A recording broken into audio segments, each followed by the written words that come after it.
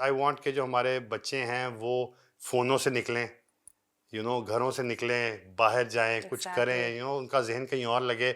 और ये मैं पेरेंट्स को भी कहता हूँ कि आप अपने बच्चों को टेलीफोन्स में से निकालें। आजकल के पेरेंट्स भी सुस्त हो गए हैं। ट्रू, बिल्कुल। ठीक है, ये and I am saying it right in front of the camera.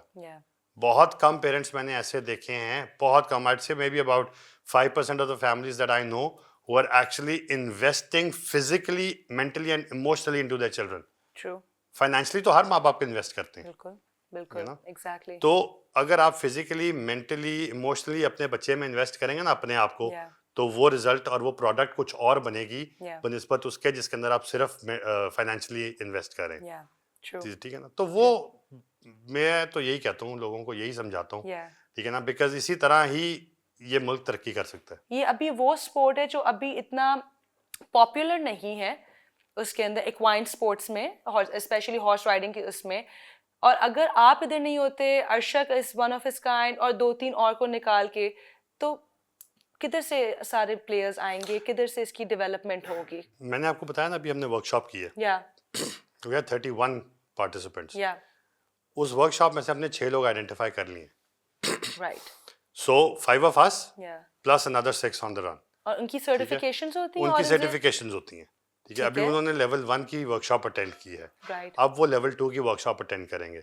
Level 2 की वर्कशॉप में उनकी बेस ट्रेनिंग शुरू हो जाएगी घोड़ों के ऊपर, ठीक है। तो उसके बाद जब लेवल 2 के लिए वो ट्रेनिंग हो जाती है, उसके बाद फिर वो पोस्टल मैचेस में खेलना शुरू कर देंगे। जैसे मैंने आपको पहले बताया था कि पोस्टल मैचेस होते हैं हर 2 या 4 महीने के बाद, उसमें नेशनल रैंकिंग बनती है। वहाँ पे वो अपना आप दिखाएंगे, रिजल्ट शो करेंगे, तो वो आगे नेशनल खेलेंगे, नेशनल के बाद वो इंटरनेशनल खेलेंगे। तो एक बड़ा सिस्टमैटिक तरीका है जिससे हम नए आने वाले बच्चों को आइडेंटिफाई करके और उनको हम, मेरा तो दिल करता है कि मैं इंटरनेशनल खेलूं ही ना। आप यकीन करें, मेरा दिल करता है कि बच्चे खेलें नए, आए आके खेलें। I have done what I had to do.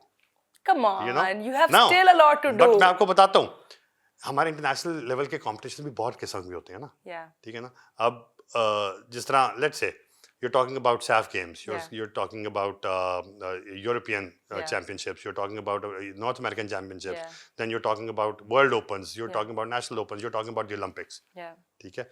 So different तरीके के होते हैं। So मेरा फोकस जो है वो World Nomad Games है, every 2 years। लेकिन जो बीच में छोटे कॉम्पिटिशंस हैं, मेरा दिल करता है कि नए बच्चे जाएं, ठीक है ना। ये एग्जैक्टली उसी तरह ही है कि जब मैंने कनाडा में हॉर्सबैक आर्चरी शुरू की थी, तो मैंने आपको बताया ना अभी कि उन्होंने कहा कि you are going alone. Exactly. 2 दफा। बिल्कुल। रॉब ने एग्जैक्टली मैं ये अपने बच्चों के साथ करना चाहता हूँ। अर्शक एक दफा मेरे साथ हो गया, आई वुड वांट कि अगली दफा अर्शक को मैं अकेला भेजूं किसी भी इंटरनेशनल कंपटीशन में। कौन जाओ यार, अकेले खेलो जाके, experience the thrill of going and representing your country alone as a sole person. And you feel like such a person कि you've conquered everything, है ना? Absolutely.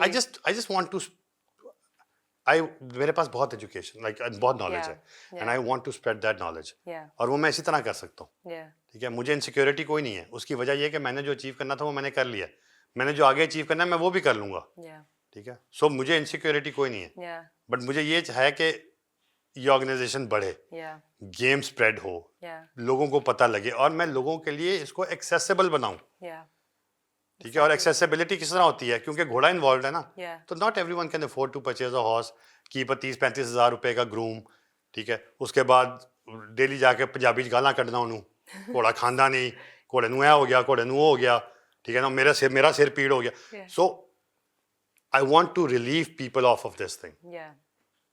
I'm throwing money to buy horses, ठीक है। I have a club, the Cavaliers company, ठीक है। Although we're registered in Canada, but we operate in Pakistan. I operate in England as well. So I want to give these kids a platform जहाँ पे इनकी जेब से पैसे ना खर्च हो, ये आए, इनको bows and arrows भी मैं दूं, because bows and arrows don't come for cheap. Very expensive.